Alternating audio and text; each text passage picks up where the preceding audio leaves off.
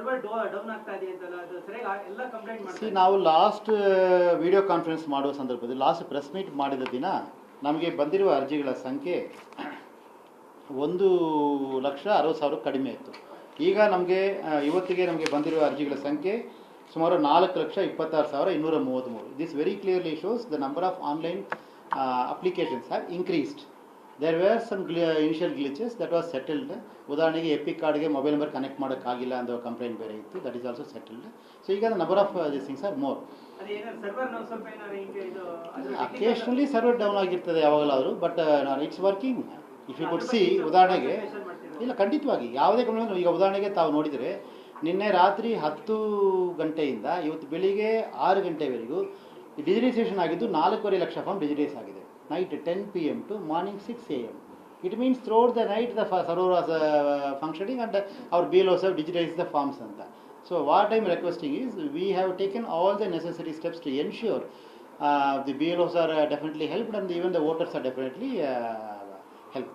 So server issues illa. Occasionally there have been 2 minutes down ittu, 3 minutes down ittu, the complaints ittu. That's also reported to the concerned authorities. It is taken care of. People are just not matching between the Aadhaar card and the voter ID, which is what is the error that a lot of people are receiving for this online verification. Yes. So can that be bypassed? Or See, whatever is rectified, it has been rectified. Whatever needs some amendment or some other technical decisions, it is to escalate. That's all. Sir, constituency change ಆಗಿರೋದು. So ಅದು ಏನು ಮಾಡ್ತಿದ್ದಾರೆ sir? ಏನು ಕ್ರಮ ಕೈಗೊಂಡಿದ್ದಾರೆ ಅನ್ಕೊಂಡು ಏನು? ಈಗ ನಾನು ಕಾನ್ಸ್ಟಿಟ್ಯೂನ್ಸಿನೇ ಚೇಂಜ್ ಆಗಿಲ್ಲ. ಇಲ್ಲ ಸಿಟಿನಲ್ಲಿ ನಮ್ಮದು ವಾರ್ಡೇ ಚೇಂಜ್ ಆಗಿದೆ, ಆ ಥರದ್ದು ವೋಟರ್ಸ್ಗಳು ನಾವು BLO ಹತ್ರ ಕೇಳಿದರೆ ಕೊಡ್ತಾ ಇಲ್ಲ ಎನ್ಯುಮರೇಷನ್ ಫಾರ್ಮ್ಸ್. ಸೊ ಏನು ಮಾಡಬೇಕು ಅವರು? ಪರಿಹಾರ ಏನು? ಸೊಲ್ಯೂಷನ್ ಏನು? ತಾವು ಕೇಳೋದು ಏನಂದರೆ, ಕಾನ್ಸ್ಟಿಟ್ಯೂನ್ಸಿನೇ ಬದಲಾವಣೆ ಆಗಿದೆ.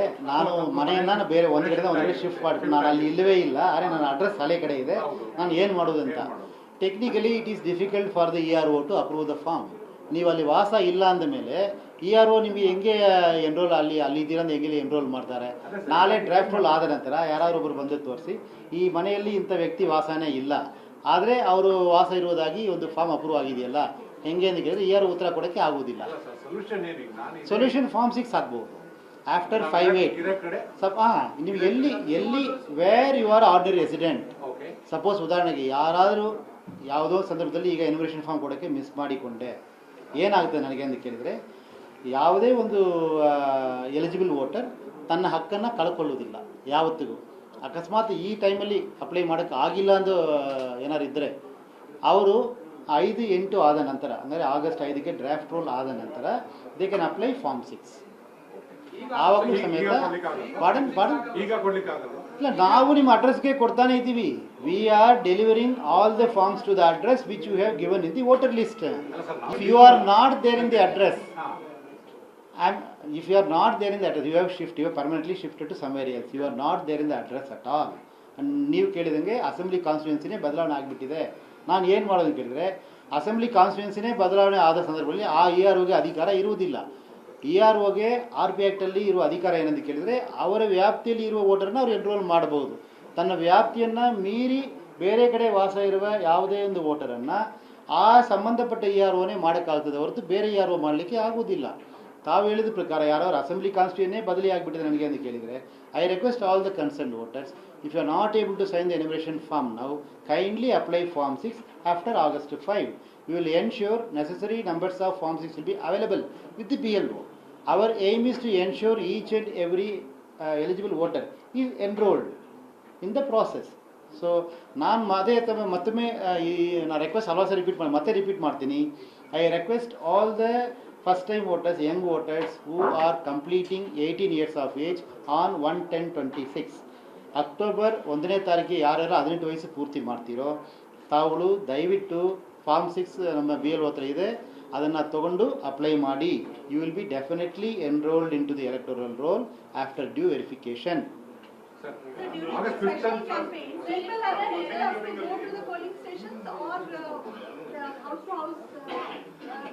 For what, madam?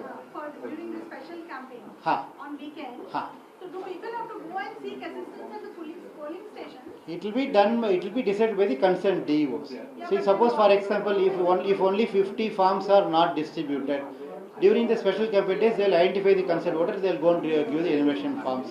If some polling station has completed 100% of digitization, then they may not do any special campaign also. It depends on the concerned area, depends on the progress also.